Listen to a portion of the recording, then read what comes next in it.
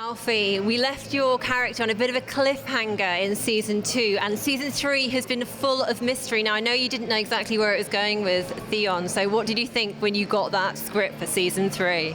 Well, I wondered if the writers hated me, but no, it was good. It was a bit daunting because I didn't really know where to draw on from that sort of from that much pain.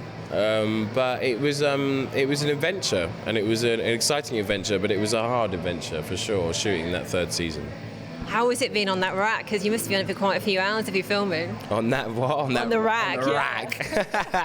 Yeah, it was good. I mean, good? No, not really. It was challenging, but it was fun. And just to be able to work with someone like Iwan Rheon so closely was a pleasure. And long may it continue. Who knows? But we'll see what happens with that relationship. But it's just a great to be working with talented people and to have such a sort of interesting, complex storyline. It's great. Now, we've seen him get pretty grisly stuff for you this season, haven't we? And he's a bit of a cruel character, to say the least. Do you think he can get even crueler? Have we seen the worst of him yet? Oh, I don't know. I mean, I'm sure in the Game of Thrones world anything can get crueler, can't it? Exactly. But yeah, we'll just have to wait and see whether he gets crueler or nicer. But I'm sure he will get crueler and nicer, but in really effed up ways. So we'll just wait and see what happens. Yeah, exactly. He's one of those kind of characters, isn't he? Yeah. And we had a little bit of a chat to him the other night at a special screening for a film called The Big Wedding, and we asked him who he thought was worse, Joffrey or his character, and he said Joffrey. Now, what do you think about that as Theon? Oh, I would have to say Joffrey as well. Yeah, because I think it's harder to put yourself in Joffrey's shoes as a character to relate to, because everything he does is... I mean, for me, as a character, I say it's easier to relate to the boy, because there's some things that I know about him which audience members won't, that you can relate to. But I would say, in a weird way, he's a slightly more human character than Joffrey. And so, yeah, I would say that Joffrey's more of a mean person than him. I bet Theon doesn't think that right at this moment, though. Yeah, no. I don't think he even knows, he even remembers who Joffrey is at this point. He's just like, who's this guy? What is all this stuff going on? Where's this boy? Yeah, exactly. I think he's in a pickled state of mind at the moment, for sure. He's had quite an arc, hasn't he, Theon, since we first met him.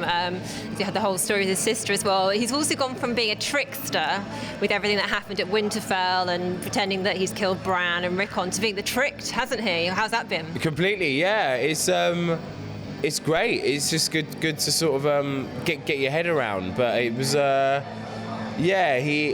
it feels kind of like bad calling it a trick with the 2 kids, because everyone gets so riled up about it. You murdered 2 children. It's like it's an awful thing, but to be honest with you, I always thought Theon would enjoy playing the trick on the village more than feeling sort of sorrow for it. But yeah, it's interesting that he's sort of been the trickster, so to say, and now he's just being duped at every single opportunity that he can be duped at. Do you think we've got a chance of redemption for Theon on the show?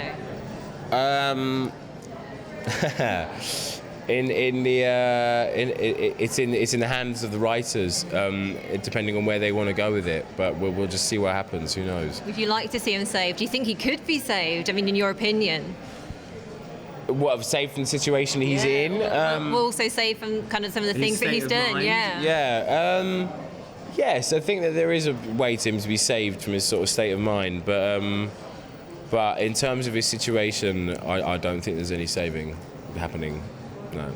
Now, I mentioned Yara, your sister, before. We've spoken to Gemma Whelan. Obviously, you played her a few times. Lovely. And she obviously gave you a bit of advice when she came to see Theon, didn't she, at Winterfell? She said, get out of there, get back home. Don't die so far from the sea, Exactly. Are you wishing you'd taken that advice now?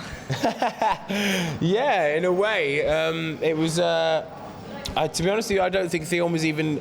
He was so dead set on just staying there and making a point of thinking that he was doing the right thing and sticking by his decision, even though really not thinking about what his decision was. It was just about sticking by his decision. And so I think that he when Yara gives him that sort of stuff about don't die so far from the sea. And I remember when you were a little boy, it's just, again, it leads him into making the wrong decision because he's just so clouded by this sort of history that he gets as a child that he's never had in his life ever. You know, he's never had that sort of that sort of family history, you know, and that sort of like yearning for a relationship of some sort with any member of his family. And she gives him that in that 10 seconds. So he's actually paying attention to what she's telling him in the story rather than saying, don't stay here, you know? So he's so intent and so just power crazed at that point that he just wants to stay in that situation, that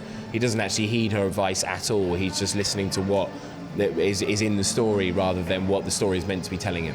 Do you know what I mean? Do you think if you see, or hopefully when you see Yara again, because it'd mean you got out hopefully, that she'll say, told you so? Hopefully, I mean, well, not hopefully, yeah. I mean, that's what, yeah, I think any good member of a family would do that, say, I told you so. So, yeah, it's what members of families tend to do, don't they? Yeah, there's a bit of reconciliation, I guess, that has to go on there as well if you do see her, and also with your dad as well. I mean, that's not been the top relationship ever, has it? No, it's an interesting one, but you know, sort of relationships with the family, it's universal, isn't it? You know, everyone can relate to that, so it's interesting. We'll just see what happens with it. You mentioned working with you before. What's it been like working with Gemma as well, and of course with Patrick Malahide you had as well, with you playing your dad, Balon Greyjoy? Very good. With me and Patrick, I sort of decided not to sort of speak to him that much and didn't really bond with him that much because I wanted there to be a sort of uncertainty between us, and I think he got that. He understood it completely. He's a veteran, you know. He's a legend, really. So he knows exactly what he's doing, and he just let me get on with it and let me do my thing. And Gemma's just a joy. Like she's you know, she's a comedian at heart. So yeah, she's just very, very funny to be around. And yeah, she's just it was great, sort of building up a chemistry with her. It was very cool. I mean, Theon's reputation as a ladies' man got him into a little bit of trouble, potential trouble, didn't it, when he first met Yara? What did you think when you read that script to start with? It was great. I mean, I just thought it was just showed how sort of smart the Yara is in a way, and how sort of foolish Theon can be at times, you know. But yeah, I thought it was dark, but it was but in the sort of situation in which it's in, it's not dark because no one is any wiser to the situation at that point. So especially Theon isn't, and so what Yara does is a dedication to how much she wants that information from him and how much she can take hold of the situation and how much more of a leader she is than Theon, really. Absolutely. Yeah. I mean, there's a lot of feisty females on the show, actually, aren't there? I was about to say, it's a running theme with Game of Thrones. So I think somebody wrote an article recently that's been sort of bandied about quite a lot, where a woman said girls don't like Game of Thrones because it's such a macho show. And it's like, how can you say that when there's so many strong female roles in it? It's a running theme in it almost. There's strong females in it, you know. So it's stupid thing to say for that journalist to say, but yeah, definitely it's a running theme in it. And I think Gemma Yara is one of the most likable sort of females in it, I think, for sure. Yeah, she's got skills as well, hasn't she? Yeah. And you've got skills as well as a bit of an archer, because you saved Bran, don't you, early on? The coward's weapon, shoot from afar.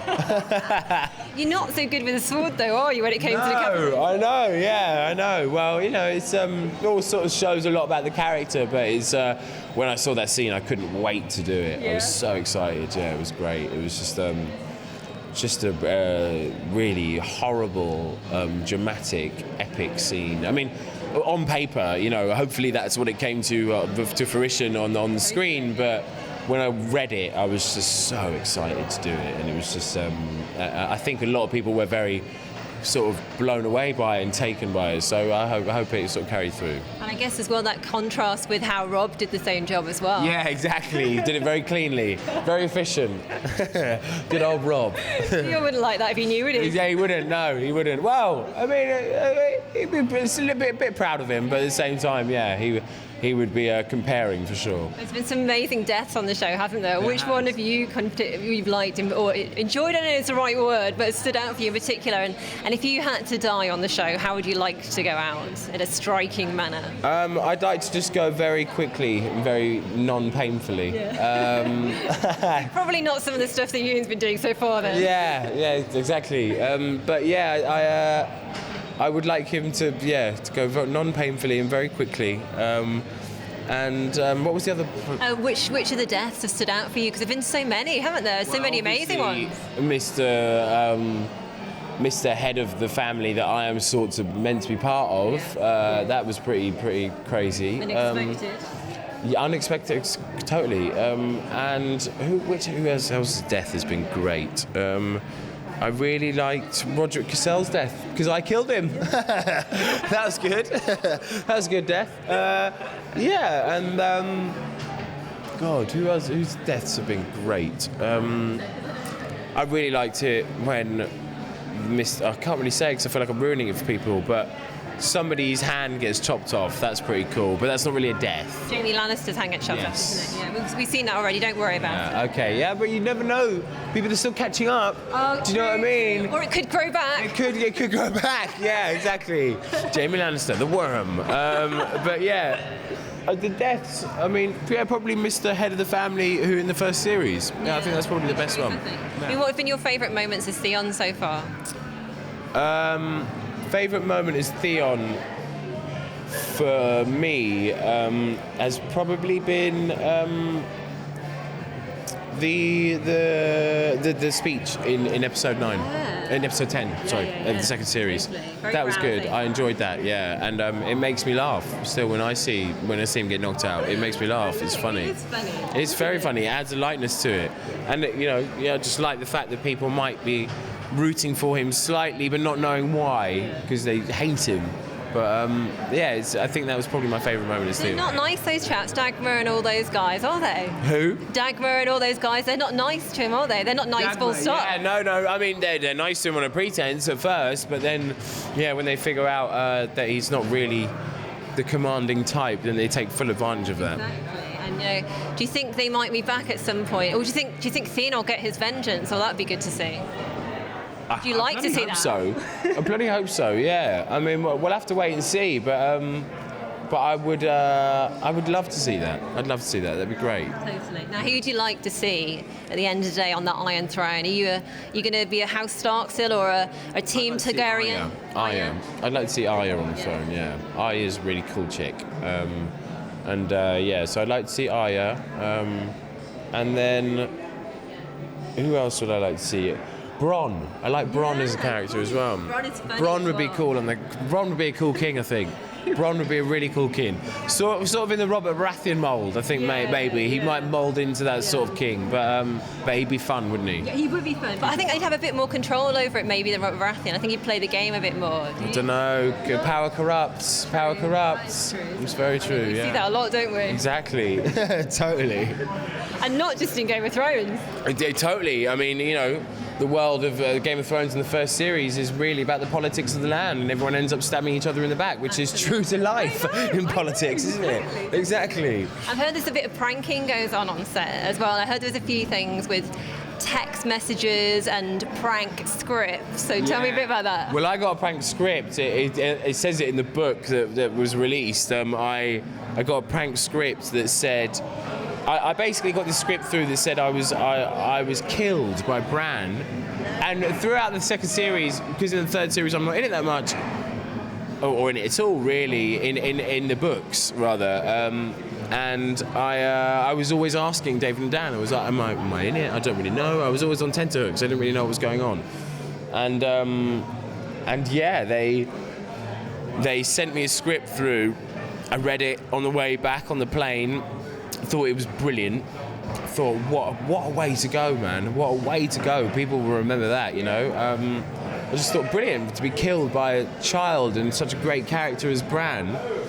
And then I was on the beach in Ibiza.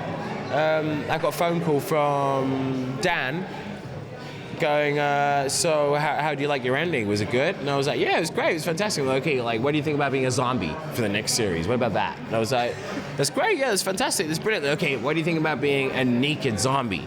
And I was like, I don't know. And they were like, what do you feel about being a naked zombie with absolutely no dialogue whatsoever?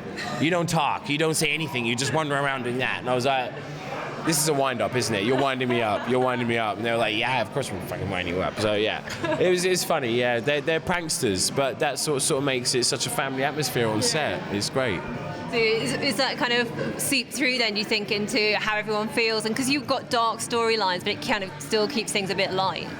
Oh, for sure, yeah. I mean, just the general vibe of just being on the show is quite, you know, like I said, it's like a big family, and it's a light atmosphere. So when those dark things come, it's much easier.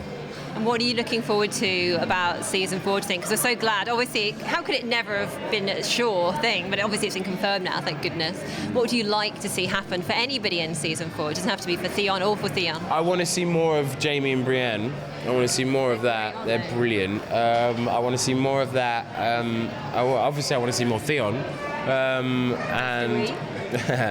And more Peter Dinklage, as anyone would ever want to see, obviously. And just more characters, more new characters. I think that's the best thing about this show, is that so many amazing new characters get introduced every season, and as an actor, just as a real person, to get to meet these people, so what you had in your mind is a sort of from what you read as the books, then see it come to real life is really, I love it. It's like, it's just I'm a big fan, you know, I'm a fan. And speaking of fans, just finally a message to the fans who are watching this video out there.